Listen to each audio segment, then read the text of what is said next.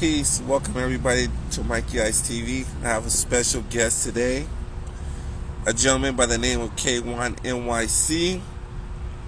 I've been waiting to speak to this gentleman for a while. I first heard about him, I would say, around the Pro-Am days. It's when I first seen him, go down, and ever since then, we built a friendship. And I'm about that today. So stay tuned. Hope everybody's watching. Hope you're safe.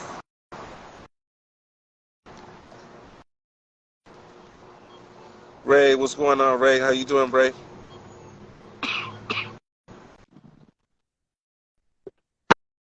All right, K1, how's it going, brother?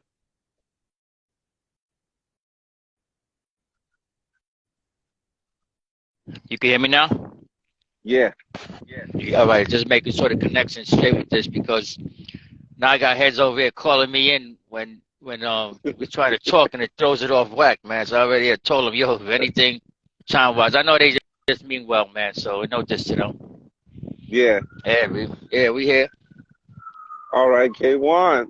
This is interesting, though, brother. We've known each other for a while, and this is the first time me seeing you visually. Yeah, a lot of times it's just in other words, we're talking on the phone as far as you know, sharing words over Yeah, social media, something like that. yeah, So I was like, in yeah. other words, as far as staying in touch, at least it's something as close as that. I've always appreciated that because I remember us having conversations like 9 years ago on the phone. You was always giving me advice about me just maintaining and doing my own thing. Yeah, in other words, basically, it's not only you, it's only with any individual that I deal with, male or female. Do things Yeah, as far as believing in yourself. Even if you got others in your circle or your surroundings who don't, you don't need their permission or blessings. You know what I'm saying? You do you. Not a thing in a negative manner, but don't wait for nobody to try to help you out or do anything for you. Do you. yeah. I appreciate that. So, Kingwan, when you first got into hip hop, like, what, what, what was the beginnings like for you when you first seen hip hop? Because I know for me as a shorty, when I seen it, it was real innocent. I seen it in junior high school. First time I ever seen somebody break was in junior high school. First time I ever seen breaking was on That's Incredible. Okay, when you saw it on That's Incredible, you saw Dynamic battling New York City Breakers, what you Floor call it, New York Masters. City Bakers, the Flow Masters. Yeah, that's what it is. That's what you saw. So, Yeah. you got to remember one thing as far as what you guys seen in Cali was different to heads in New York. Hmm. So basically, I always said Cali was like the cousins to New York. As far as whatever we did, Oh, okay. you guys ended up doing and then flipping it your way. No diss to y'all, but you had your Hmm. vision and you had your own version on how you all saw things. So there's nothing wrong with that. It don't have to be the same. It's always good for change. But as far as with me, um, I would say when I first heard Fatback Gang, King Tim the Ooh. Third, I had the 45 to that. And as far as a single for rhyming, rapping, Hmm. I was like, this shit is different. You know what I'm saying? So I treasured that. And then after that, you had what's it call it? Sugar Hill Gang, Rappers Alike. And then after that, you had what is it?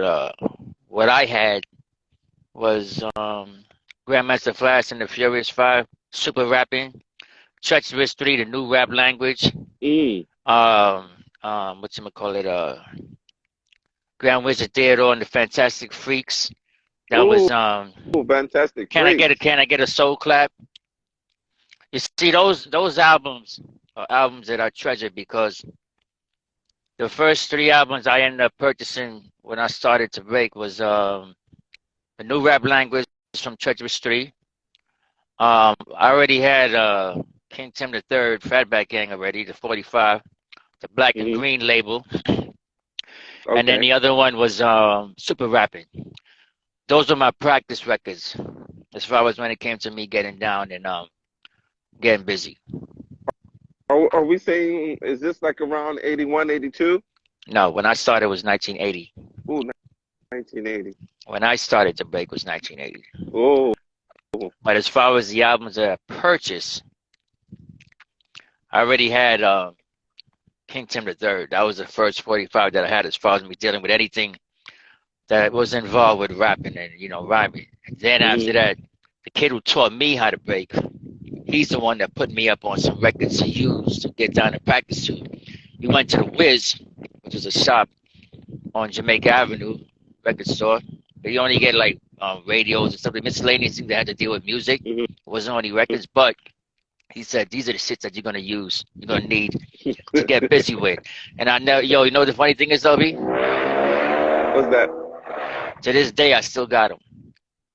Oh, I still got the same albums as Grandmaster Flash and the Furious Ride, the New Rap Language, Treacherous 3 is the new rap language, and Spoonie G, Love Rap. I still have that. I still have Super Rapping, and I still have Can I Get a Soul Clap from the Fantastic Freaks to this day. So those will always be my highlights when it comes to records to get busy to. how were you able to hold on? I think the oldest memorabilia that I got is my Zulu anniversary from 1994. It's funny thing you talking about memorabilia. Yes. Yeah, I still got tube socks from back in the 70s, kid. I got tube socks, I got beepers, I still have my name buckle, the brass one and the silver one. Wow. I still got my studded belt. I still got sheepskins. I got mock necks, Chinese mock necks. I got suede fronts. I still got them to this day. These are just things for me to treasure as memories. I gave away like six of them as gifts to certain individuals who I thought, well, they were. Not saying I thought they were special to me. Yeah. You know what I'm saying? So, yeah, in a way, like in other words, it's like, damn, man, I don't know why I did that, but it's a thought that counts, and it's something that they treasured. So I appreciate it, but it's something that I can't walk into no store and say, yo, let me get a mock neck in a size extra large. That's a no-no, man. You know what I'm saying? Good. Yeah, man. So, K1, he has the Bruce Lee action figure. You have a Bruce Lee action figure? Yo, that's a troublemaker that just asked you that shit right there. King of Rock. Yo, no. All jokes aside, with me and him and Fazbear, like, we be like on some jokeful hate shit because this dude I'm talking like, he got jokes when it comes to Bruce Lee. I remember, I'll give you a funny one. I was over at his house one time, and we skimming through some records, right? So I'm over here talking to him about some records I saw at Rock and Soul. And I said to Rock, I said, yo, man, I went to Rock and Soul and I seen these. And I remember I'm talking to him and he's over here skimming through his shit like this. Well, word, he's listening to me. And he says, I said to him, yo, I saw this Bruce Lee soundtrack to, I think one was to Enter Dragon and one was to Wait a Dragon. He goes, oh, word, yeah? And then he pulls the shit out on me. I was like, nigga, F you, man. Word of it, you wouldn't pull the shit out on me. So him and my wife, they're no help, man. I went to go see him in New York. You know, that's my homie. I go to see him when I go back to New York. Yeah. And then he had surprised me with some Bruce Lee shit, and then my wife didn't help none because they started pulling out stuff, and my wife was like, you don't have that, Kay. You don't have that. I'm like, Joey, shut up, man. Yeah, so you just added more fuel to the fire, and then he was just rubbing it in my face. So that's why I call it my Bruce Lee hater. Oh, okay. Okay, I got you. Yeah, like I said, it's jokes that we have between us, Yeah. So man. back in, when did you first get the name K1? Like, where did that name actually stem from? That's my initial and last name in Spanish. That ain't no B-boy name. Okay, basically it's this. My name is Kirk Marcellus John. John, we all know in Spanish is Juan. So in Spanish, you would spell it J-U-A-N, right? Yeah. So the K stands for Kirk, which is my initial for my name, Kirk. And then Juan is the last name, but my real born last name is Zamora. But that's a whole different story. But John is what we end up going by. So it's just the initial K Juan. So instead of me spelling it Juan, I spell it Won. Juan. Mm. It's not a. I never had a b-boy name, and when I spell my initials, it's K1. That's Oh. what I mark as my initial because the reason why I do that is because I don't see myself as two, three, four, or five to nobody. Mm.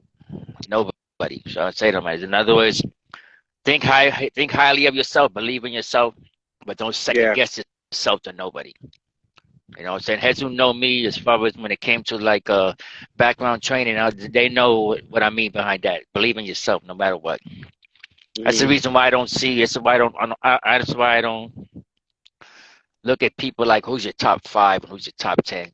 You asking the wrong person that shit. Mm. I'm not into none of that top five and top 10 shit. All I see is individuals who's good at what they do. Blessings to you, and I leave it as that. That's Mm-hmm. it. Because all I see is another man with arms and legs like me. That's it. I, I see the same thing. I live in Los Angeles, and I see people that are like really, famous though too. And like, I'll just take a glance, and I'll just keep walking. You know, they don't listen to none of that. In other words, it's like this. Like I tell heads, if you gotta talk about somebody, that means you're thinking about them. Hmm. When you don't think about them, you ain't got nothing to talk about. Mm. So that's what you look at as far as with people. Don't let nobody stress you. In other words, it's like Right. don't let petty things get to you or petty people get to you. You know, you're gonna have a lot of people in the world who might not agree with a lot of things you think about or what you say. Well, I'm not saying you in general, but I'm just saying people. You know, Hmm. people have their own reasons for what's what, but life's too short for this bickering, petty shit, man. In other words, it's like just you wake up, man. Grow up, man. Grow up. Yeah. So K1, when you were a teenager growing up in New York, which part of New York were you growing up? Well, when I came to America, I was Yeah. born in Port of Spring, Trinidad. I was born in Port of Spring, Trinidad. When I came to America, I was living in Brooklyn, Brownsville, Oh. Cool. Brooklyn. Then after that, we left there because the everywhere we was at was not a picnic at all, Mm. at all. So my parents moved to Jamaica, Queens. Ooh. I mean, it was better than where we was at, but at the time, I wasn't a picnic either. But it was safer than where we was living at in Brooklyn. So Yeah, that's where Brownsville basically was no joke, bro. mm-mm, no part of Brooklyn was. Especially East No New York. part. No Yeah. part of Brooklyn was. No Okay. part. No part of Brooklyn. In other words, you have your different areas. You got to remember too. You have areas where you still had the era where gangs were starting to die out. Mm. When I moved to America, I came here in 1970. I think it was 1960. Okay. 'Cause that was the year. That was the year my youngest brother was born. That's the one who All right. passed away. My youngest brother who passed away. He was born in America. Out of all of our siblings, he was the youngest, so he was born in 1970. My brother Magic. Mm. Oh, Yeah, Magic. so he, Okay. yeah, he's the one. He was also a b-boy and a graffiti writer. He used to write on Magic 138 or ER. Heads who know what I'm talking about. Hmm. Yeah, So basically your B-boy your B-boy foundation starts in Brooklyn. no. It started, Okay. no. It started in Jamaica, Queens. That's the reason why. That's Mhm. what the 138 stands for. That's the block that I lived on, 138 Place. So the Oh. K1 138 is a block reminder to never forget where you came from. Yeah. Oh, Hmm. oh man. Okay. Yes, that's I've what been that's what the watching. 138 stands for. Because I remember some heads used to be like, "Yo, K1, where you from? In the Bronx? 138 in the Bronx? Now 138 in Jamaica, Queens. Jamaica Queens. That's where it is. Jamaica, Queens. That's where it is. Did you ever used to see like LL when you was younger? I'm older than that kid. He ain't from our side. He's over there, and he's another part of Queens. I seen him, growing up, but I wasn't somebody. I was like, oh shit, look at him. I didn't give a shit about who he Okay. was because you see, the thing is though with him, he had like a real cocky attitude.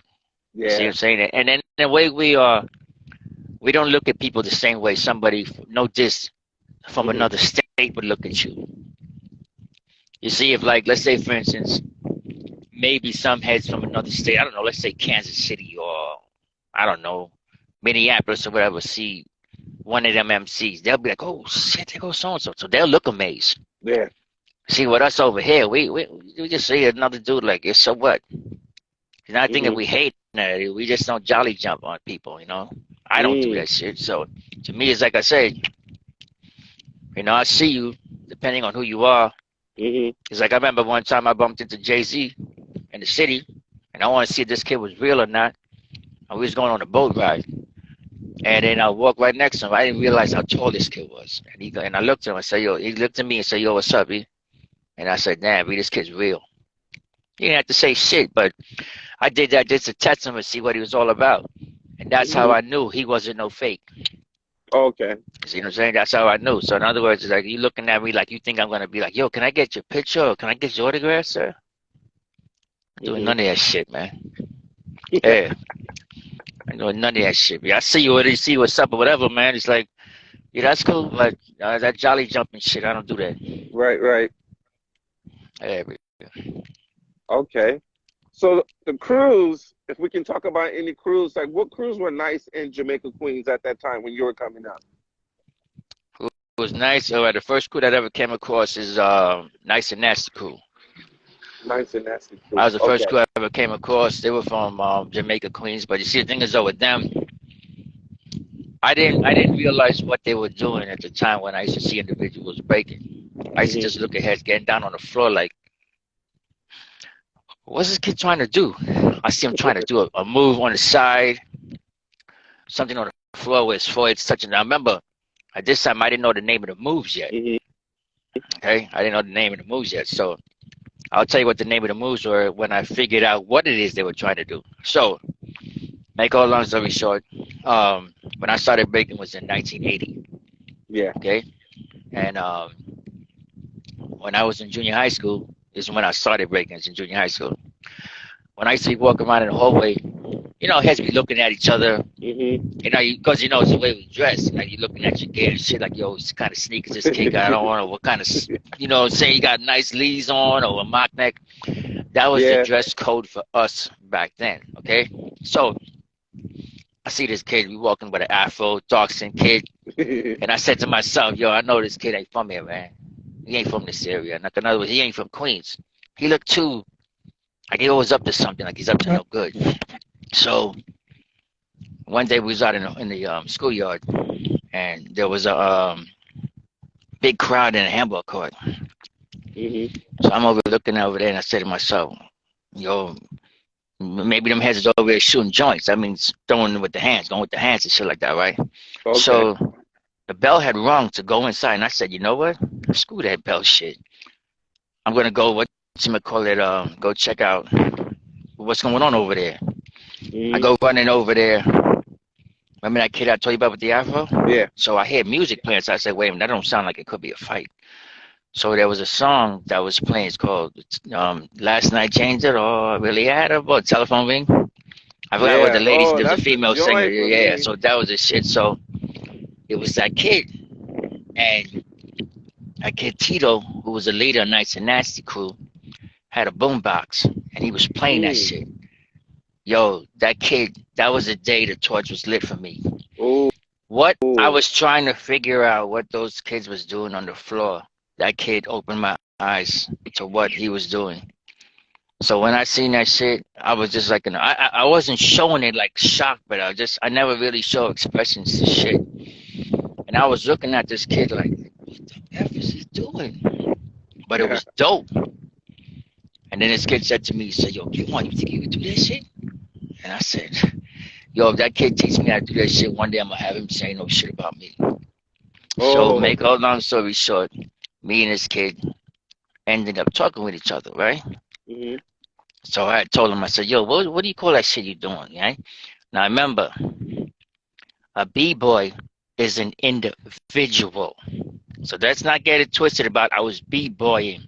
A b-boy is an individual. What does the individual do? He breaks. Mhm. An individual who breaks. So he's breaking. I hate that word breakdance shit. He's breaking. Right. So I had told him, I said, yo, man, I want you to show me how to do that shit. Because you see, at the time, I was into martial arts. My thing was judo, jiu-jitsu, and kickboxing. That's what I was into. So now this kid ended up teaching me how to do this stuff. So he'll take me to, like, in other words, we wasn't in the same class, but we was in the same grade. Mm-hmm. So he would be walking through the hallways, and then if he saw me in the back of the classroom, he'd knock on the window. Not for me to hear it. I look, I see him. He'd be like, "Yo, come on outside. Come on." So I'd be like, "Yo, I gotta use the bathroom." Give some excuse to go use the restroom, right? So if he let me go, that was my practice session Mm. in the hallways on the marble floor.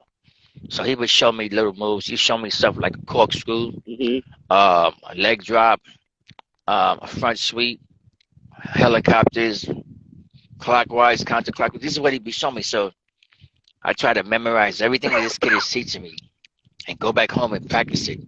Practice it, practice it, practice it, practice it. And now when I get to the point to where Saturday and Sunday comes on the weekend, like on a Saturday I would go by his apartment where he lived at and go practice with him. So I try to absorb as much as I could with this guy. Because I had told him, one day I'm going to have you say, oh shit about me. Mm. That was stuck in my head that how this kid had me amazed. I'm going to have him. That's when I know I was at the point where it's on now.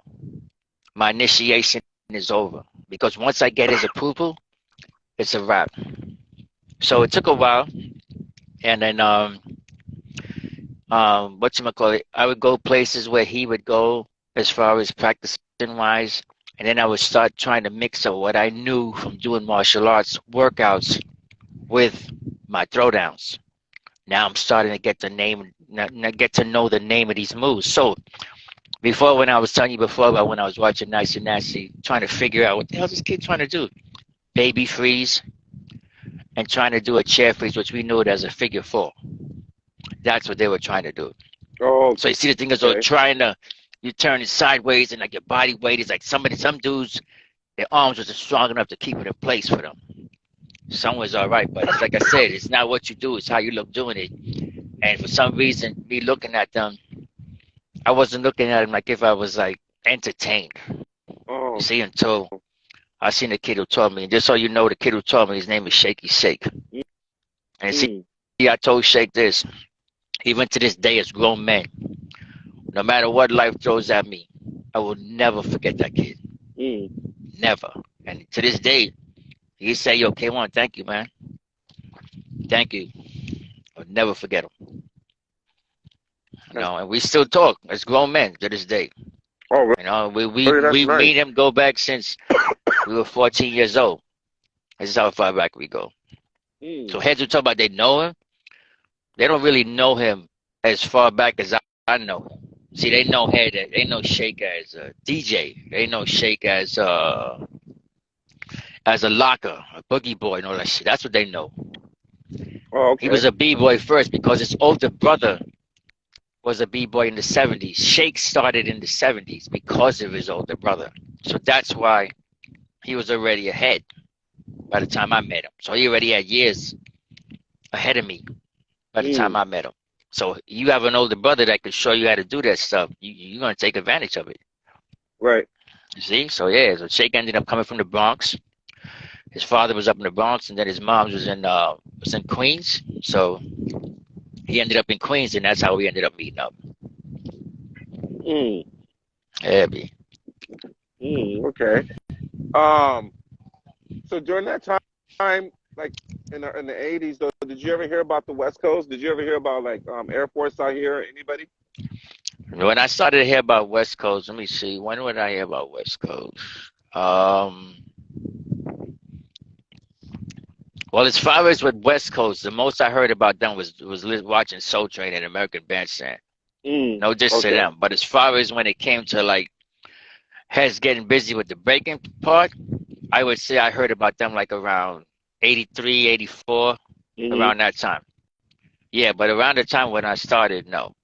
But as far as Okay. me hearing about heads in West Coast, as far as let's say the breaking scene, Yeah. it would be around when you guys had breaking come out. That's what it 84. is. Right, okay, so you say it like that. Yeah, because when Beat Street came out, it came out in 84, but I was there for the battle scene in 83. Oh, So you were when the there? movie came out, yeah, I was there. I was there for the battle scene. So what I ended up seeing in the battle, you guys didn't see on that movie screen. Mm. So there was So more what to you that. guys saw, what you guys witnessed on the movie screen is edited version. Ooh. Yo, do me a favor, B. Hold on a minute. Hold on a minute. Hold on. Okay.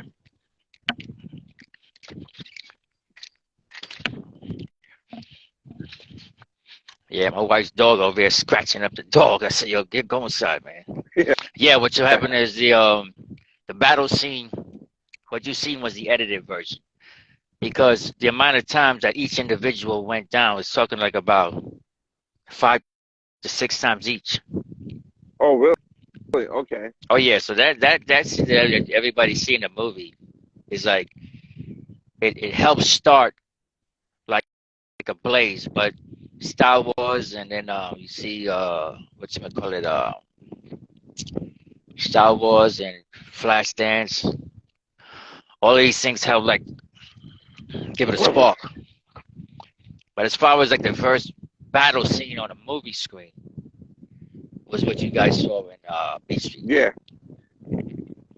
Yeah, but like Crazy, I but say, but just watching, just being there is just like it's like an amazement. In other words, it's like wow, it's a whole different scenery instead of mm, like from what you see in the movie. But they cut out so much. I remember a lot of things that each individual did as far as who stood out, you know. So, and by the time when we went, you had all crews from different boroughs. I was there, so there's different days of shootings. The day that I went must have been probably the first day of the shooting mm. because I remember when I was walking around, I bumped into Ray Dawn Chung, and I didn't even know who she was. That same gold suit you Oh, saw yeah. wearing. When I bumped into her, I said, "Oh shit, excuse me." She goes, "Oh no, that's all right." I know who the hell she is until I seen the movie. I said, "Oh shit, that's that girl I bumped into." Mm. I said, "I met, yeah, with her," but nobody was like on some chummy chum things with anybody there. Because when we went, there was a club behind Roxy's, and Mm. they had all the crews waiting behind that club back there. I forgot what it began with a Z. Anybody who's familiar with what I'm talking about, they know what I mean by that shit. So they were there, and then make a whole long story short, they had said, "Yo, we're gonna get ready to head over to the Roxy's right now." Now remember, you got all these crews coming from different boroughs: Brooklyn, Manhattan, Bronx, Queens, Yeah. to go to inside the Roxy's. When we went inside there, Rock City and New York City Bakers were stretching on the floor, Oh. and we were like, "Yo, what the f are these? You know what doing here?" We didn't know that. They said, "Oh no, there's gonna be a battle scene." For what? They're gonna be a scene where they're gonna battle against each other, and we was like, "What?" Mm. So everybody that's gathered around. Now remember, they stretching and warming up Right. until they get tell everybody to come on out to start filming. So that's where I said where we witnessed that. So I was glad to say that I was there to witness it, but it's a difference from what I seen and what you see on the movie screen. From what I was told, I heard there was a they were playing a break beat during the battle. Is that true? It was a what? A break beat. A baked beef? It wasn't. Yeah. A It beef? wasn't Breaker's Revenge. Oh Oh, no. What's you call it? The as far as with the song that you heard, yeah. what is that? Baker's Review. That's not something that they wanted.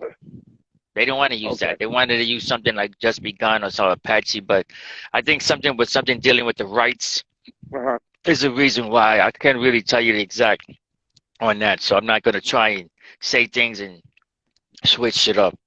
Right. Okay. But from what Crazy Legs he was saying that they used a break beat. I don't remember exactly what song it was playing, so I'm not gonna try and make shit up. But that song that you hear on a break, whatever is it, Baker's Revenge. Breaker's That's what they ended Revenge. up using. Yeah, Breakdancers. that's what Where is they. that? Yeah. That's what they used for the in the movie. What you see in the movie. Yeah, is that. But I don't remember what it was that was playing at the time because everybody's so amazed watching Heads Get Busy. The ones who stood out. No diss to the others, but Who the stood ones who stood out during the battle. who stood out in the battle for you during that time? What do you mean against Rocksteady and New York City Breakers? Yeah, All on right, as both far sides. as Rocksteady, honestly, on Rocksteady side, it was Legs, Kenny, Buck Fuller, and Kuriaki. No diss to Baby Love and Doze. Doze is a dope graffiti writer. He's better at that. Right. Doze has a tendency. He talks a lot of yin yang, so he knows how to get under your skin. He talks a lot of shit. So that's what he does to provoke you, to get you mad, to throw you a game off. You know, Baby Love is just known for doing a lot of her footwork, but you know, Yeah. she just has an opportunity to be down with a crew where, lucky you, put it that way. Now, Yeah. as far as with New York City Breakers, you had what was it, Pex? You had Chino, which is Jackson. You had Mr. Wave. You had Kid Nice. You had Little Lep. You had Flip Rock. So basically, if you really look at it, it's like six against four. You see what I'm saying? My money, I ain't gonna front. My money at the time was Rocksteady because of the style, the way they broke. Because that was what I was into. I was into character, footwork, combinations. They were more like a powerhead crew, Yeah. except for Little Lep. Because Little Lep, you could see the way he used to get down was, he did a lot of footwork, and he could also do power moves too. But that was my taste towards as far as when it came to getting down character, footwork freezes. They were good at power moves, and that's was something that excited a lot of people to see Hmm. that more. I wasn't into that. I mean, I don't knock anybody who do that, but it looks dope, but it's just not my cup of tea. So My thing was always shit that I could do on the concrete. A lot of that shit you're doing is shit that you could do with linoleum, a marble floor, cardboard. You know what I'm saying? That type of shit is like, my shit doesn't impress me. My shit is mm. what you could do on the concrete. So when you were Yeah. coming up, like what were some of your moves that you were doing? Like what was your Oh, style? Like what was your specialty? well, at first I didn't have the name for moves. I did things I didn't even have names for. Okay. So I could do something. You'd be like, oh shit, kid, that shit looked dope. What do you call that? It's just something I just did. So what I would do is get a lot of ideas. I would watch, let's say, for instance, I would be inspired by people who I like to see. Let's say, for instance, the Lone Ranger, the Yeah. Green Hornet and Kato. Let's say something Batman. Let's say Batman and Robin in the '60s version. Let's say $6 Million Man. Let's say Bruce Lee, which is a definite. Jim Kelly, which is a definite. Sonny Chiba, which is a definite. Dr. J. Um, People that was like a big inspiration. So you see, everything they did was with style and class. Right. So I wanted to see myself to fall in that category as far as what I did when it came to breaking. As far as when it came to character, I would watch Soul Train. I would watch the Soul Train dance when they had the Soul Train line, and watch, get an idea. Well, what would catch my attention? I would watch American Bandstand. I used to watch Solid Gold. Anything that had to deal with dance, I used to watch Wolfman Jack. Anything that had to deal with a DJ and the crowd was dancing, there was always somebody who was going to stand out, male or female. And people that you underestimate, you would get ideas from. And that's what I would do. I would watch what they would do, try to mimic it, and then flip it my way. Like you see, like my favorite group was always the Jackson 5. Oh, it was? So when I Okay. used to watch them, I used to be watching Marlon all the time because Marlon was the one who stood out to me. Everybody said, "Oh, Michael, that's is because that's the lead singer. That's who your eyes is on." See, the thing is, though, I don't focus on just one. I see the whole big picture. So I always look at when I'm dealing with people who stands out the most. Mine was watching Marlon because people don't realize Marlon is the one who helped make a lot of those difficult step routines that the brothers do, but everybody favors and just looks at Mike. Yeah. See, that's the difference. So that's what I'm saying. It was like everybody played their part. Tito was dope on the guitar. Jermaine was good on the bass, and plus with his ballads. Jackie was with his falsetto. Randy was dope with the congas and playing instruments. Mike was good with the lead and then with the ballads and his version of dancing. Everybody played their part and stood out, but mine was watching him, watching the Temptations, watching the Stylistics, Gladys Knight and the Pips, watching Bubba. See, watching the way these brothers dance. So a lot of my ideas would come from watching these individuals. Mm. Yeah, man. People don't know that as I feel like, oh, Like, I always had a weird imagination. So I always say the ones with the weird mind are the ones who's going to stand out. Don't try to be like anybody. Be different. Yeah. And that's something that I always kept in mind, that Oh, anything you do, you could study, and, maybe your mindset might be like on to the point of, okay, let me watch what this kid is doing. But don't try to be like him. right. Don't try to be like him. You know what I'm saying? So that being with that being said, I want to ask you another serious question. When we think Uh-huh. about the West Coast, who is the b-boy that you say when you see him, he sticks out in your mind and he's explosive? Like every time he came out, it was very impressive. Well, for me to say that is when you guys hit the 90s. Right. Because I would say this, the 90s B-boys is the reason why these kids are going to the Olympics today. Of course. Because they helped flip the scene, because the 90s cats made the impossible possible. So you Mm-hmm. see, the thing is, though, things that probably heads from the 70s were still trying to figure out to do, 80s started to change it, 90s flipped it. So I'll always give them credit for that. No diss to heads in the 80s, but a lot of people look like mirrors. A Yeah. lot of people did the same shit in the 80s. I was You kind of either had heads getting doing tired who, of it in the 80s, to be yeah, honest it's with like, you, yeah, because yeah. In other words, you got everybody heads just doing did the the same. windmill, the same If windmill. yeah, in other words, if it was a windmill, but it was a type of windmill, what type of head spin were you doing? What type of Yeah. hang glide were you doing? Who had a fast backspin? Who had a quick backspin? A lot of heads look like mirrors. You see, so when you see commercials, you see heads doing the same thing: a hang glide or a head spin, or a certain kind of windmill, or a certain kind of, so depending on the individual. The difference with a lot of people then was that who was more aggressive at what they did. So that was another thing. But then again, you look at you heads in the 90s, especially with Cali, they started bringing a whole new style to shit. I like doing shit where it was like, you can't believe this kid just did this. You know what I'm saying? Yeah, you had so many that stood out. Yeah. So many that stood out. In other words, there's a lot of individuals who were shocked that I even was amazed at what they did. You know what I'm saying? Like I Am Monkey, he was shocked that I even admired what he did. Eric from Soul Control, I Rock from Hawaii, um, what's him call it? Crumbs, what's his name? Remind, Reveal, Pull One, Style Elements Crew, Stuntman. Yeah. I don't tell these dudes these shit, but when I see them, I say, yo, these kids are no joke, man. They are Mm-hmm. no joke. You know what I'm saying? So you had a lot of individuals, and then after that, you had heads who I ended up meeting from the 90s, like my boy Foots, Cole Chris. You see what I'm saying? I was introduced to them by King of Rock. He ended up, he seen them first.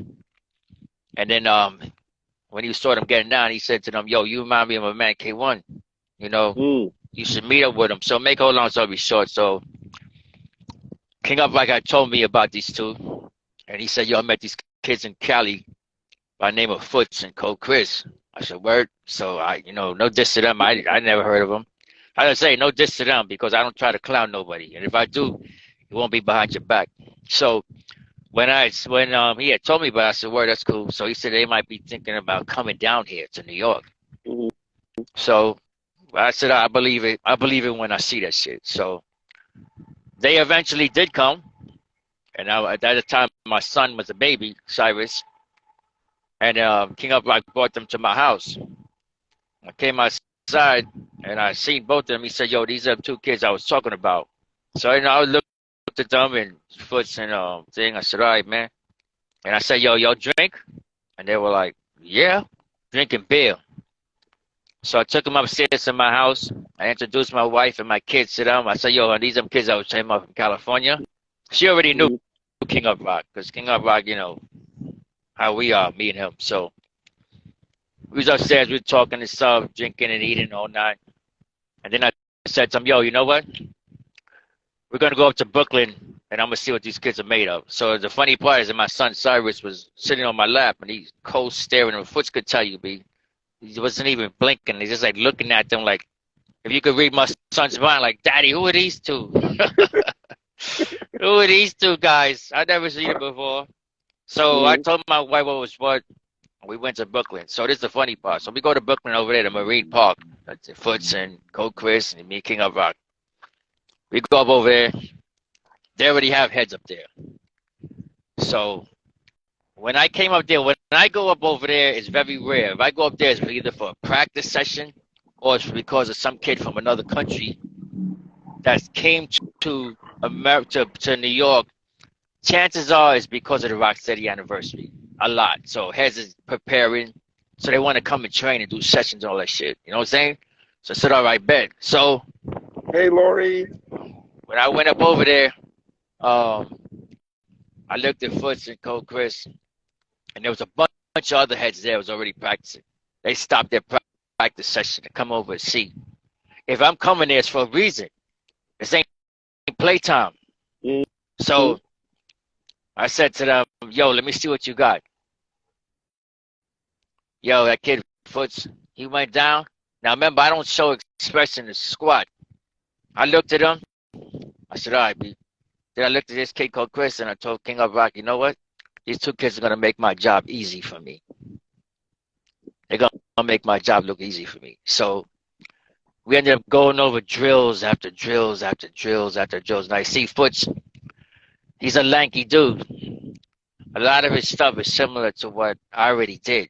But Right. he had his own version of doing shit to where he did it Foot's way, and that's what I wanted from him. Cold Chris was already quick and fast and aggressive, so he had to be like to calm down Yeah. because of the way his style was, because he was very aggressive. But I basically told both of them is that you made my job easy for me, and then we built so much that Foots ended up staying in the same circle with me. Cold Chris he branched off into up rocking. Yeah. And he went his own way as far as with that. But to this day, Foots is somebody who's still close to me. As far as like one of my students out there in Cali, what I'm saying is that we're like this, B. You know what I'm saying? Yeah. So shout out to Foots wherever he's at. If he's listening or what, I already gave him a heads up. But you know what I'm saying? He definitely made my job easy for me. So he was somebody that if I was still living in Cali training wise, I don't know what heads think of him, but trust me, he would definitely stand out, man. Because yeah. Yeah, we have so many dancers though, K1. Like we have Jazzy J, Wicked, Ivan. Oh yeah. Ivan's somebody I still keep in touch with. Wicked, Dunock. yes. Energetic. Who else? Energetic is another one. What's his name? Caveman is another one. Caveman, let me see. Ruin. My Vietnam. homegirl, Aiko. Yeah. Vietnam, yes. Who else? It's so many, man.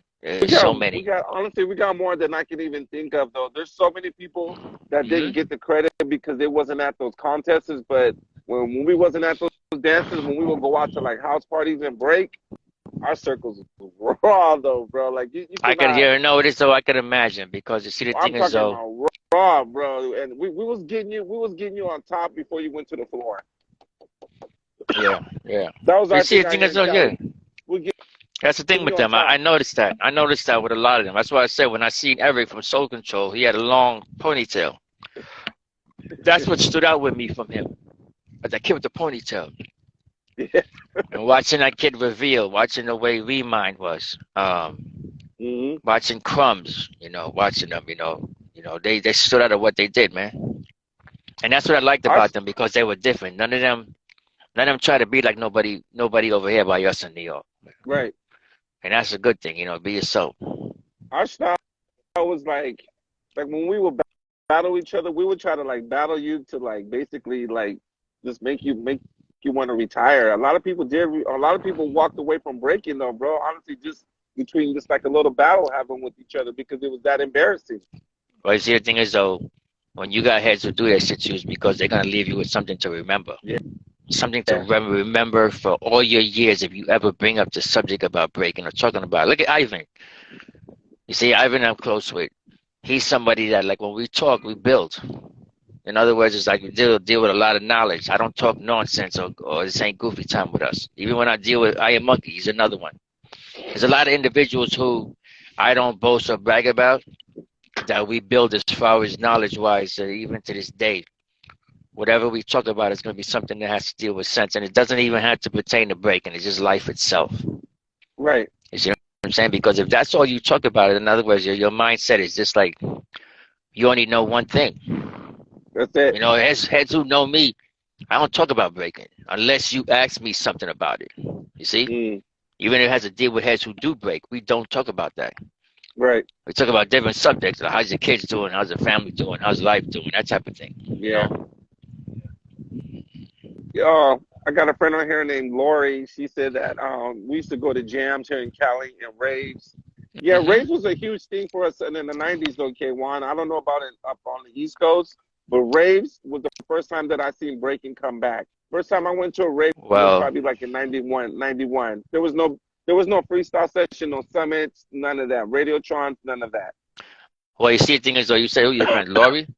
Well, you see, Yeah. the thing is, though, she's probably talking about the time like stuff that my younger brother used to go to. Because you see, things Mm-hmm. like that, that wasn't my cup of tea.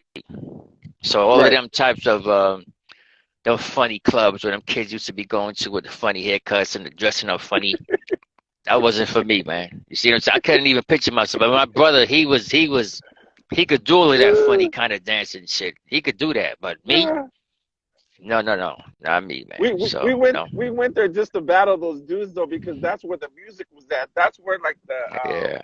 that's kind of like where the energy was at because like I said 91, 92 there was no jams though, bro. Freestyle session and summit. Well, I didn't, like I said, as far as what what's that, of course, one in Asia and all of them. Yeah, Yeah, I didn't. As far as what them with their events, I didn't wind up hearing about it until a little later, mid to right. late '90s. You see that type of thing. So, and I'm glad that they're still around doing their thing. Me too. You know, both of them. Who was it? Paul Ski. What is it? Mighty Four. Yeah. Cross One with his freestyle section. Asia One. Was it B Boys? Who she does what? B Boy Summit. B-Boy Summit, Asia 1. Yeah, yeah. But it was her and what's that kid? Easy Rock. Rock. Easy Rock. Yeah, Easy Rock. Yeah, Easy Rock. Yeah, another one. Yeah. Another dope kid right there. Man, him too. Mhm. And he's another one that was dope. We'll get it now. But you know, it is a lot of these. I never used to be telling people, but if I ever saw them, it'd probably be a surprise to them that oh shit, you took notice of what I did. Right. You'd be surprised, man. Yeah, I don't just look at just one. You know I what I'm want saying? to I look at all. yeah. I want to share something with you, K1 and Lori, because Lori used to be in a crew called Sub 4, which stands for Straight Up B-Boys, and that was Rock's Right first crew. Oh yeah. See, Vox is another one, another threat. Okay. Yeah. So when Rock's Right back in 1996, he came out to Madeira where I stayed, and he entered and he took first place, and Okay. he told me because I guess they call him the general now, and I guess he has over 100 wins on his belt, like in the one-on-ones. Good for him. Yeah, and my jam was the first jam that he won outside of his city, though. So his first contest that he ever won on the one-on-one was mine. Good for him. He still. I'm sure he does remember that because who's gonna never forget the first thing? You know what I'm saying? They're not gonna forget that. Yeah. Yeah. He told me. Last time I seen homeboy was last time I saw Rock's Right was him and Hunk 10 Okay. at when I was at Freestyle Session 2019 when I was judging. Mm-hmm. That was the last time I seen him. Yeah. Rock's Right is still going though, man. I just seen him and it's just amazing to see, like, man, this guy got at least maybe about 27, 28 years of battling, straight up battling, like under his belt. You know it is because he's doing something that he loves. Yeah. And when you got a passion deep for something that you love, you don't fake it. You go all out with it. Right. And that's something, like I said, if you don't be, to me, I always tell people this, don't be okay or all right at nothing. Because when you think like that, you'll always be replaced. If you ain't the best at it, be damn good at it. And I don't care who you are. Whatever your passion is, don't be okay or all right at nothing. Be the damn stand out. In other words, when heads got to make a Mm-hmm. choice, who do you want? I don't know, man. You see, let that be you. Yeah. Why should you stand in a maze and glorify somebody else? I do got Yeah. arms and legs like you. You see what I'm saying? So don't ever second guess or knock yourself. And if you do, it's because you're not doing what they do. Mm-hmm. That's why. Yeah. You're not doing what they do. So in other words, like if somebody might say, like, yo, I smoked that kid is because yeah, he's a beginner. Right now, he don't know much. But if he put his mind to it, or she puts her mind to it, and it's something they really want, you'll be surprised. That's what I tell Mm-hmm. you. But don't underestimate nobody. Don't go by looks. But looks will be deceiving. You Right. could say something and do something to hurt somebody's feelings, and they'll hold that against you for the longest. And you don't know what could be stored up inside of here. When they come back and they see you the next time, Mm-hmm. they coming back here on some destroy mode Mm-hmm. because of what you said or probably something that you did. You see that type of shit. Right. I totally agree with you, King One, when you say you do something. Whatever I put my hands onto, like I try to do it like nice. I try to make sure that I stand out from the rest. That's always been my Yeah, motto. It's like if I'm don't gonna be do you, don't something, be yeah, yeah. like if I'm gonna get somebody on an interview, like I'm getting top hitters. I'm not just gonna just get the average dude like Breaking Joe or Carlos. Is like when I do interviews, I want to make sure that I get the top of the top because I Yeah. want to stand out for myself. Like I like to challenge myself. I like to impress myself too. I like to shock myself to see like let's see who I can get. hmm Yeah, but in other words, it's like I said, oh man, it's like hopefully as far as whoever you're dealing with, people support you. You know, and hopefully keep their word behind the support. Not everybody's obligated to, to work at your pace or whatever it is you do. All you can do is just try. Hmm. That's all you can do. You know, you got heads who ain't gonna keep their word to you and tell you this. Oh, word, Mike. Yeah, I'm gonna do this, kid. I'm gonna do that, and they don't. I don't hold my breath to do this for nobody. Right. Believe me, Nobody. K1. Yeah, Lori, thank you for sharing that. Lori said I've been telling my story consistently, and yeah, that's what I've been doing, K1. My first interview I did in 1994 was with Remind. 1994. In my mind, look at that shit. Yeah, baby. The last time I saw that kid was he came to New York, and I Yeah. think it was comes. This was like in '98 or '99 or something. We Mm-hmm. was at Rocksteady Park, Ooh. and when I seen this kid getting down, I was like, "Yeah, this kid is weird, bro." It's like, in other words, it's like not weird in a bad way. It's weird in a good way. Right. Because how I feel about weirdness. I like that shit. You know what I'm saying? Because it's different. But for some reason, watching this kid is just he just basically had his own style, and just as time went on, it just changed from weirdness to better at what he did. You know what I'm saying? Oh So yeah. him and Crumbs and watching the shit Crumbs did, it's like reveal. Like I said, all of them, man. Just Reveal got they inspired by Remind. That's why he called himself Reveal. Did you know that? no, no, It was no. because of Remind because they're both Filipino. So he wanted to be just like him. So he called himself Reveal after basically Remind. Well, whatever it is, like I said though. He definitely stood out of what he did, man. Like I said, I stood there watching this kid just, shaking my head like, what the F is this kid doing? It's not in a bad way, you know what I'm saying? It's like I'm looking at him like, well, maybe because, like I said, him coming from Cali, when I used to watching heads get down like that, it Right. was different. And that's why I said different Yeah. is a good thing because, like I said, I like weirdness, Yeah. you know? Hey K1, I kind of noticed like in your background because it's starting to get dark. It's your lighting is becoming a little bit dim. Yeah, hold on. Okay. Let me switch this up. All right. All right. Lori, how you doing, Lori? Can I get you on here? I know that you have a story that I want to hear about too. What's up for? I'm actually going to be doing Child's B-Boy's Child coming up today though. So Lori, if I can hear your B-girl story, I would definitely like to get you on Mikey-Ice TV. Let me know if it's possible. Yeah, All right, how's that, K1. man? That's better, bro. Thank you. Yeah, Yeah, baby. I felt the same way too, K1. Like when I would see Remind break, because I was like, I want to see footwork. I want to see you, slides. I want to see icy ice. But he was like, He's like, I don't break like Rocksteady. I got my own style. And it was so abstract that it was like, I liked it. Well, it's like I said though, the kid is like, it's weird in a good way. It's Yeah. weird in a good way. It's not weird. I get to say like this shit is whack. No, it's different Hmm. because you're watching the kid break. It's how could I put him? He's like you don't know what to expect. Put it that way. So in other words, you battling a kid like that, you better make sure you have a good set of air in your gas tank Hmm. because you ain't got to come right out with something that you normally see. You see what I'm saying? So that's how I look at it with him.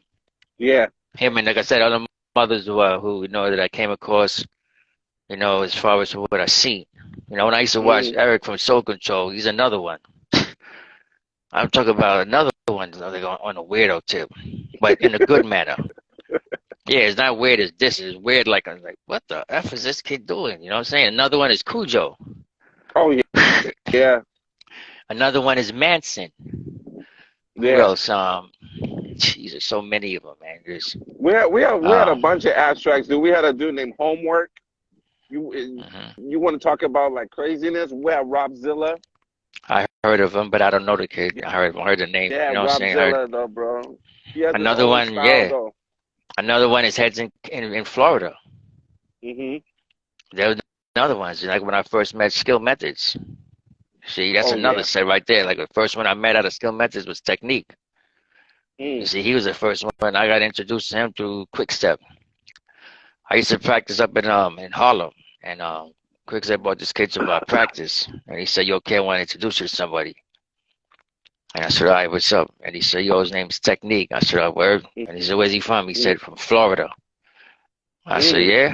I said, "Yeah, he gets busy." He said, "Yeah, you can get down." I said, "Let me see you do something, B." And he went down. I said, "What did you say this kid was from Florida?" He said, "Yeah." I said, "Niggas like that get down like that in Florida?" Because you no diss. The only one I knew from Florida was Speedy Legs. Oh, You know, the Street oh, Masters in them. You know what I'm saying? So Troll. that's the Yeah. only one. Like I said, no diss to them in Florida. I said, he's the one because Speedy Legs falls in the same age group with me. You know, in the mid Hmm. late 50s. But anyway, he's the one that, like I said, stood out to me on that end. But when he got up, he said to me, "If you think that's something with you, see my crew." I said, Mm. "What's the name of your crew?" And he said, "Skill Methods."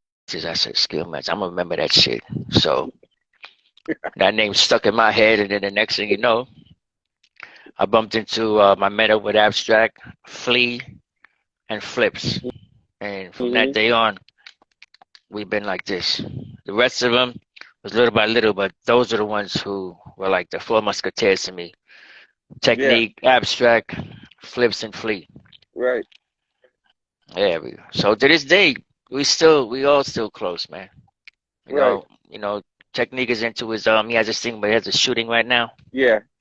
He does his thing with that, yeah. So all of them are doing good, man. They're all doing good, you know. Hmm. You know, life goes on in the whole nine, but I'm just so glad that I'm Right. around that to witness what's going on. Me too. Yeah. I love the fact, that now with technology, like we can build like good relationships with people if we want to, and I try to take advantage of that, by building relationships with the newer generation because everybody knows, like a lot of the guys break today, they're younger than me, but I try to give them advice though, like it all starts with the music though, man. Get down to that real music, like go back to how the music was though if you really want to get nice. That's how I got nice. Well, see, the thing is though, you hear what you just said? That's your choice, which is Yeah. what you like. So, you know the old saying, to each his own. That's the reason why what people look and see what these young kids are doing and how they're getting down and what they're listening to. That's their choice. It's what they like. It's what's entertaining to them. It's what's eye catching, what's eye pleasing to them. It's like I'm gonna give you a good example. You go to the circus, right? And you're watching acrobats do certain things. Look at the different expressions on people's faces. Ooh, ah, oh, wow, yay! They're doing what's entertaining to them. So when you look at what Hmm. these young kids see individuals doing crazy power moves. That's what's entertaining to them. That's what's Yeah. eye-catching to them. But for somebody like in my age group, Mm-hmm. someone in their 40s or whatever, a lot of them fall in place of what they remember seeing certain individuals from the 80s do. So they would add what little things that they probably thought was eye-catching to them and add it with what's going on, what's the thing now in the 90s. You see? So you might have a few who still want to keep that tradition of footwork a certain way, doing your patterns a certain way, doing your top rock a certain way. Then you started having these heads started to add up rocking to it. We wasn't doing that in the 80s. Mm-hmm. You just did 1 2 1 2. Now all of a sudden everybody wants to be like an up rocker when they're breaking. We wasn't doing that. Yeah, all of a sudden now No. come on, Yeah. B. Back then it was just 1 2 1 2, and then you go down. I That crack type up of thing. on that. Like that's one thing that I do crack up on, like with the breaking scene is when I see a lot of those kids throwing up gang signs in their pictures and they got the vests on, and I'm thinking to myself You like, see, the thing is though, all of that is behind the camera.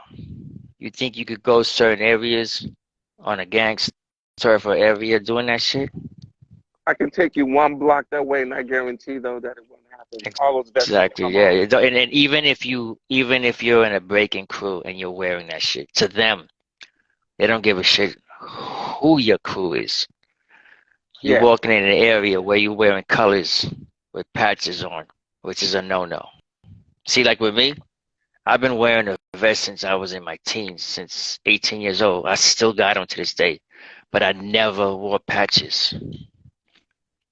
You see what I'm saying? I don't wear Mm-hmm. patches. I don't have nothing with my name. I don't have nothing that says whatever crew or whatever I'm down with. I don't portray that image because I'm not looking to bring trouble to myself, Mm-hmm. problems to myself. There's a lot of areas where you see the heads be throwing up these gang signs and all this kind of shit. You doing that right there in front of the camera to act tough. Do that Of shit at a course, jam somewhere outside in a neighborhood like St. Louis or Chicago or Inglewood, Detroit or some shit. Inglewood. Anywhere, areas in California, right? There you go, Compton or whatever. Do that Shit. shit over there. Watch what happened to you. I can imagine. You see? So I tell you, man, don't try to be something you're not, man. Mm-hmm. You want to be an actor, be an actor. But this, like I said, oh man, a lot of heads ain't gonna be playing with you. Nah. No, a lot at all, man. So, K1, remember when you did the battle and what was it, Pro-Am? I think it was 98. Ooh. I think Which you had one the was that? That was Chicago, the one with the That was the one with you had the Chicago uh. Bulls jersey on. Oh no, that was in That No, was no, in I Miami. think that was in. I think that was in. Yeah, it was in Miami. I think that was in 2000. Yeah, I think now you're right. I think that was in 2000. Yeah. That was the one. I think it was in 2000. I think it was on 99 or 2000, some shit like that. That was the first time Yeah. I ever heard of you. Your part was short. I don't know why though. Your part was really short when you No, came they out. what it is that, in other words, that was that old school throwdown shit, right? Yeah. Yeah, that was Let me see, who was it they had? They had Frosty Frosty Freeze Freeze. and it was Frosty Freeze, Lino, Mm, Miguelito, Crazy Freddy, Alien Ness, yeah. um, um, some kid from Popcorn from Chicago, and some other Hmm. kid I think from France. No diss to them, but I never heard of them. I never heard of them. But I had told Frosty, if any of us go against each other, I don't know nobody here. Mm, I don't know nobody here. hmm. So we ended up we went out twice. We went down. We threw down twice as far as heads getting busy, that type of thing. So make a long story short, I don't know. Kenny was a judge. I think a Bambada was there, a few Hmm. others. But when it was over, they had an article in the newspaper where they had named Frosty and myself the DNA and the antidote of that battle. Mm. Yeah, Alien Ness, he had won the battle, and then it came down to him and Lino. But Lino wasn't 100% at that time because Oh. earlier he had injured his shoulder. So I'm not knocking a distance. I got nothing against my boy Lino. But it's like I said, if I go against any one of them, I don't know you. Mm-hmm. So you know what I'm saying? That's how I looked at it as. Like I said, if it comes Mm-hmm. down to where I'm gonna face you, I'm gonna warn you. Don't hold back, and I Mm-hmm. don't care who you are. So what it is that I went down twice, and then you know, Yeah. um, what's it call it? Was it Speed like they made a joke? All right, came on, take it easy. You know, take it easy. But you know, you don't know what my mindset is at. Like I was doing stuff to like loosen up, to warm up, to get ready. So if I end up in the finals, Mm. but you know, it is like I said, oh man, I know it's to each his own.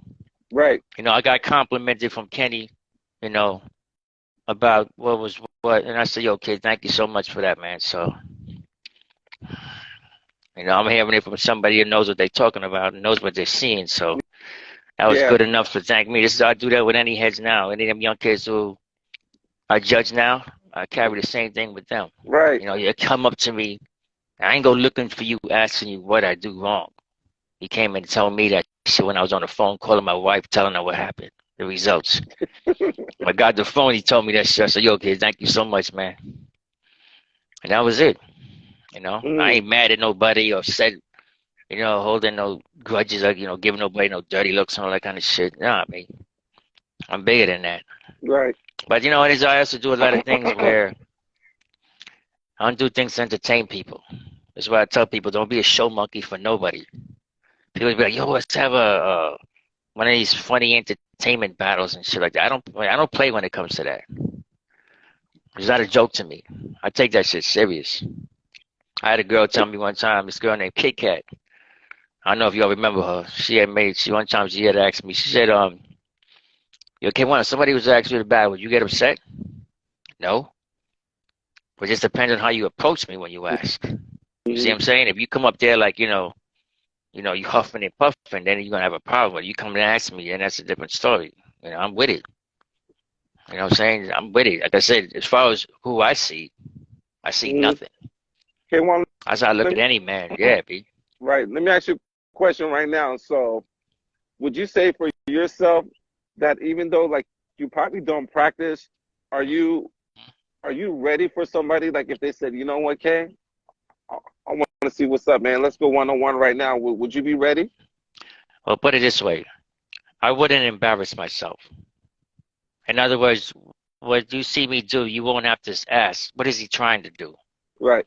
I don't practice anymore, but what I do a lot of calisthenics and I stretch a lot. That's what I do a lot. So my body's still limber. It's just a Yeah. matter of me practicing doing my combinations now.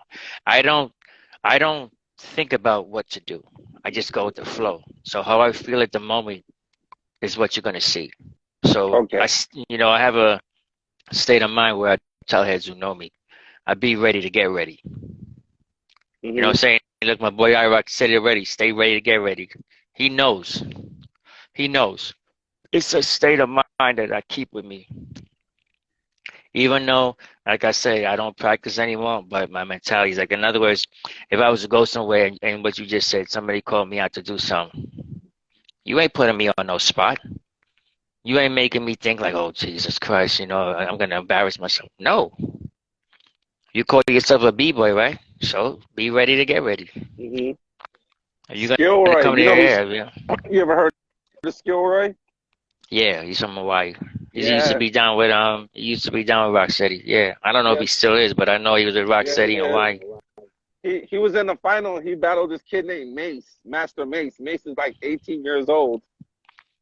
Well, let me tell you one thing about that kid, Skillboy. Let me see. Last time I seen Skillboy was when Wiggles, Honey Rockwell, um, Kenny, I think it was Flowmaster. I think they had battles, Skillboy and his boys, to get into Rock City. And Hmm. yo, them Hawaiian kids, they definitely held their own. B. So I know that kid. I know he's nice with it. B. I seen him before. Yeah. I He has seen when he really good battled. footwork. He battled my boy Profo. Yeah. Yeah, so he definitely hold his own. B. What's him call it? I know he could hold his own. He's one of them Yeah. He heads up has there in really age good that footwork. yeah. He Not only used to be footwork, in the it's just combinations. It's not only yeah. footwork. People look at it like Yeah, you could do footwork good, but I look at more than footwork. I look at the combination. I look at the style and character of the individual. That's what I look at in Yeah. people. I don't look at just, your footwork. I'm like, okay, like what do you got next? You No, he see? got he got power too. Yeah, yeah, that's what I'm saying though. Like, no, he got more to it than that. In other words, it's like it's more to just there's more to breaking than just doing footwork because to some people, not to some, to a lot of people, okay, seen that already. Let's go. What else could you do? Just like when you watch the head do power moves. Oh shit, all right, kid, I seen that shit already. The only difference Mm, is how aggressive the individual is. He could be faster, look more impressive, that type of thing. That's all. right. So yeah, Kwon, I was gonna tell you, I think it might have been the year '99 or 2000 when I seen Brown Sugar, and well, bro, when I was watching it and I seen you go down, the first thing I noticed, I was like, he got on some Lee jeans with a mock neck and a nameplate belt and some But I'm gonna Dr. tell you right J's now, B. and some Dr. You see that? J's. It's right. You know what it is? All them clothes you saw me wearing, those are all my shit. Those ain't no studio clothes. All that shit is mine. Yeah. The only thing they told me to take off was my vest. That was it. Okay. That was the only thing they told me to take off was that shit. But other than everything else, they told me I couldn't wear Adidas and they told me I couldn't wear Pumas. So I'm like, what the F Mm, am I gonna wear, B? So I said to myself, you know what? Screw it. I'm gonna wear my Dr. J Converse. So the yeah. funny thing is though, them same clothes you saw me wearing, to this day I still have them. I still got the Converse. They're kind of beat up. I still got the Lees. I still got that mock neck. Still got the vest. I still got that Kango. I still got all of that shit, W.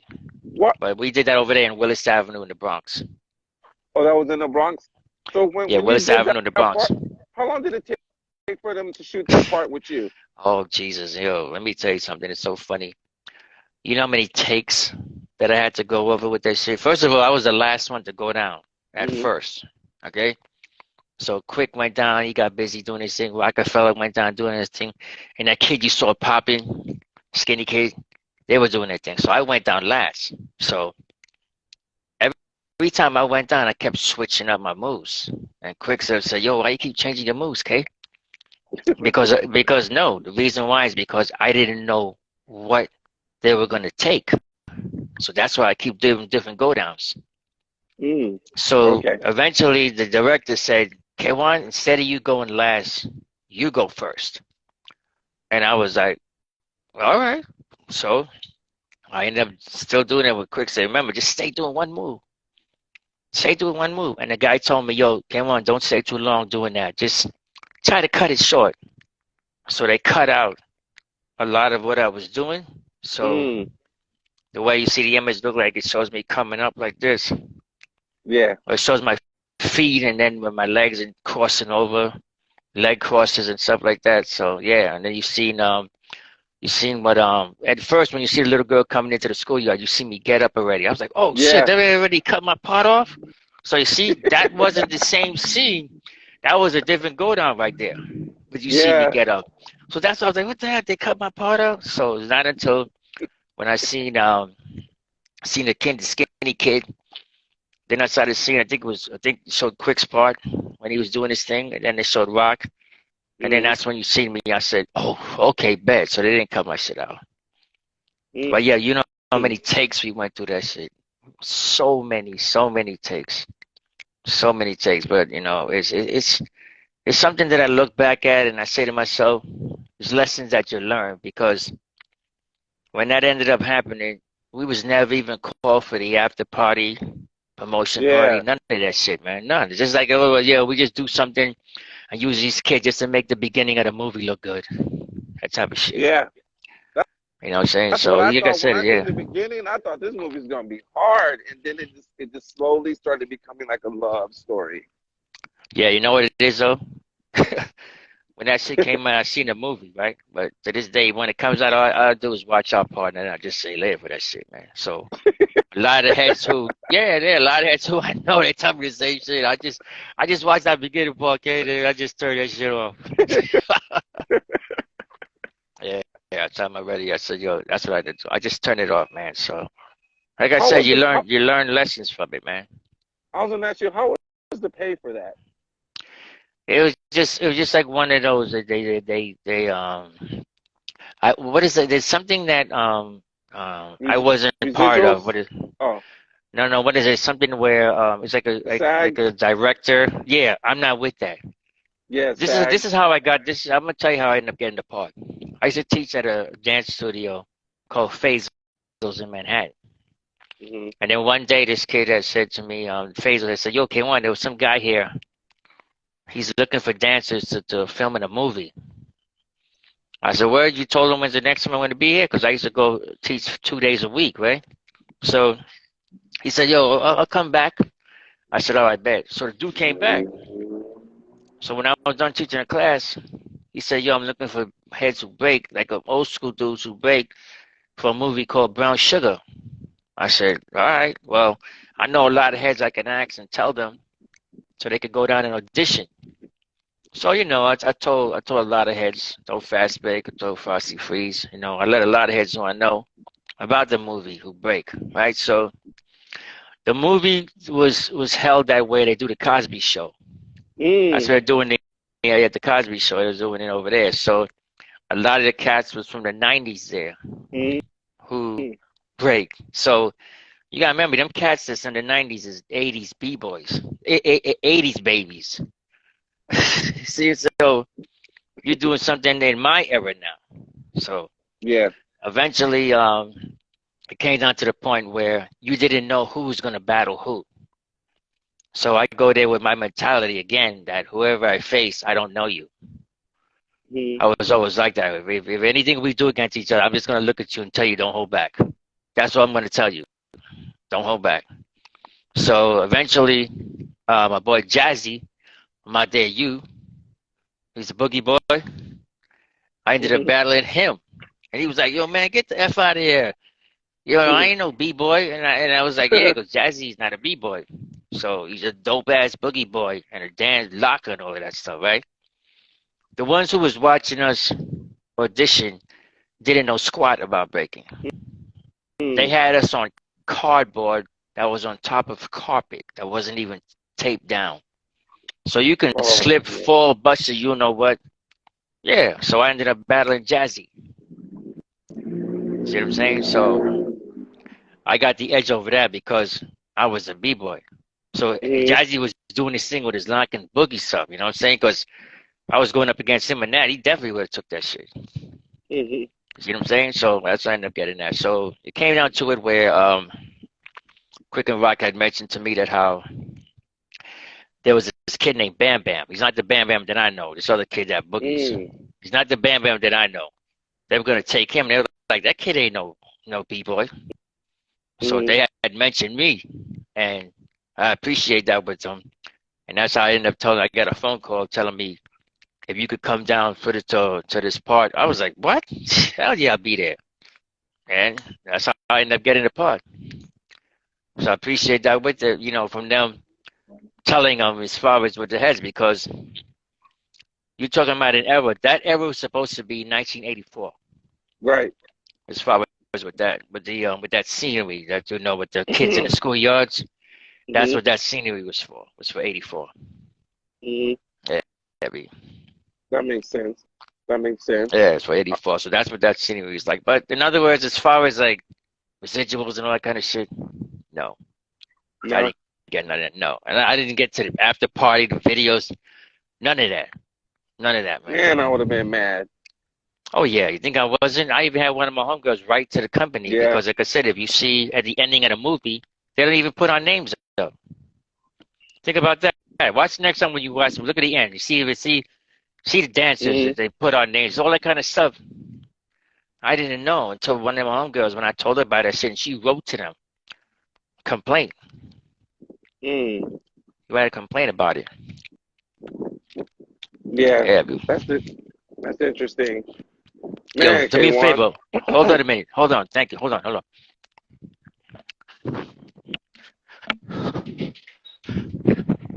Sorry. So yes, I want to get you on here. It's easy to do. Instagram interview. I'm gonna get Child on here. So Lori, I will be talking. excuse me. I'll be talking to you after this to try to see when we can set up a date. You have a lot of you have a lot of knowledge that can be shared because I want to hear your story. So let me know if we can do that.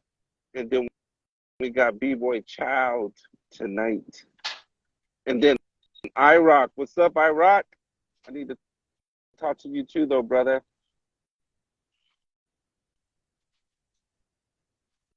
Skill Roy killed it. I don't know if you guys seen that. I watched it. I was kind of surprised though. Kind of gassed out at the end, but Skill Roy was dope.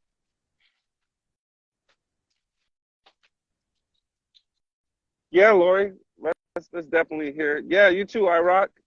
Let's get you on here though, bro. I want to hear about Hawaii and when you first came up, 808 Breakers, ABC Breakers. I want to know about the Hawaii history. So when I get off with K1, I'll be reaching out to all three of you guys, Lori, I-Rock, and then my boy B-Boy Child. Look at this palm trees in the back. I think I'm going to do my next interview at Venice Beach. Yeah. I think the next one I'm going to shoot at Venice Beach. Yeah, be sorry about that, man. No. They were calling me So, out in the front, so I didn't want to wind up. So I just ran out to the front to see what they right. wanted. So I'm just going to hit you with 2 more questions, though, before the sun go down and I can get to the house and don't get sick. Well, that's how you guys take your time, baby. But saying no rush. That's what I told Okay. you. I said when we do this, I don't want you to do nothing where you got to be rushing yourself. No, I just want to make sure that I can get home before the sun go down because it gets cold in LA and I'm going to end up getting sick. Yeah, you don't want that. I hear that, man. I see my boy I-Rock posting up. What's up, I? Right. So my one of my 2 questions is if you can look back on the younger you where you're at today, would there be anything that you would want to change? Like looking back at yourself like as a younger B-boy that you look back, you would have been like, damn, I would have never done it like that. Well, There's some things that I look at that I can say for myself is like money management. Because when I was younger, like I used to spend all my money on gas and braking. I used to drive from Madeira to San Diego and come back the same night. That's a round trip. wow. So, it is always like a lot of things is lessons that you learn Hmm. as you get older because what you know now, if you knew back then, chances are you wouldn't have done it or things would Right. have been done for better. But the only thing as far as regrets wise, what I would say is it has nothing to do with jealousy, opportunities that I never got. As Hmm. far as with the scenery, that's why a lot of times you might hear things about certain individuals. Well, I never heard of so and so. I never heard of this guy. That's because them same guys never had that opportunity, or maybe those same guys didn't care to be in front of the camera or be in front of the spotlight. Right. You have a lot that's like that, but you have those who did have the opportunity to go different countries, different states, places. What teenager is not going to want to do that? Think about it, especially if you're good at breaking. Of course, it's always gonna, shine more for you for your credibility as Hmm. far as getting your name out there. But you have a lot of cats who were underground threats, who were no joke at what they did. And I'm not saying that, I would ever clown myself, but I just didn't play when it came to that. So as far as what names individuals who did have names for doing their thing, good for them. But there wasn't heads where you mentioned them to us, like, oh shit, what are we gonna do now? Hmm. No, no, none of that. So, like I said, nobody's knocking what they did. Nobody's knocking their talents. You got your opportunity. You still have those who still around to be able to still say that they're going places and doing things and still in good health to do that. Yo, good for them, man. My thing isn't about bashing any individual. Whatever it is you do, I wish you the best and good for you, man. Because heads need to just grow up and stop with this bitterness and bickering about what this one's doing and how come I'm not going here and I'm not getting to do this. That's the sickening part about it with a lot of old school cats. And then you wonder why a lot of these young cats don't want to be bothered with a lot of the old school because they act like if heads owe them something. Nobody owes you nothing. Oh, Mm-hmm. what the great amount of individuals who I've had dealings with when it came to training, getting down, practicing, they don't owe me nothing. All I can say for them is I wish you the best, whatever it is you do, Mm-hmm. and stand out at whatever you do. So I'm not like, hey, what about me? You know, nobody calls me or nobody, you know, asks me to go do this. You just do your thing, man. Mm-hmm. Just do your thing. That's all I could say to you. Just do your thing, male or Okay. female. Hmm. Okay. So my final question to you is, what is your what is your true feeling on breaking becoming a sport and going to Paris in 2024? As far as the sport goes, Yeah. um, I look at it as something that's entertaining for what the youth likes to do. You see what I'm Mm-hmm. saying? To me, it's just like my thing is this: just don't get your hopes high. I'm not saying it in a negative way because have something that's going to be like a backing for you. In other words, if things don't work out right, you know, have a plan B. Because you see, right now, a lot of people's focusing on this thing with the Olympics and the whole nine. I hope you have that same focus when people have their own local jams that heads Mm-hmm. tend to not support those jams that don't carry enough money because, you know, the price ain't right for them. You know, those type, the individuals, the vendors that nobody support. How do you think they feel? Mm-hmm. You see, nobody thinks about that. Nobody thinks about what the person who's throwing the jam has to go through as far as to pay judges, to pay the winners. What about that? What about the ones who God knows what they have to go through as far as security to have an event, and it's not even a big turnout. Mm-hmm. And if it is, not much people show up because the price wasn't right for them. So, like I said, don't just do things because you know certain things have a certain amount of money behind it, and that's what you go to support because that just tells me right there you're not supporting the scene. You're Mm-hmm. supporting what you could benefit from that individual's event and from their pocket. That's what you're Yeah. supporting. You ain't supporting the scene. But as far as like I said about what these kids doing, I think I wish them luck on that as far as with the Olympics. And I hope everything goes forward with them. But just keep this in mind. Whatever you do, don't let it go to your head. That's for Because you're any gonna of get hurt. them.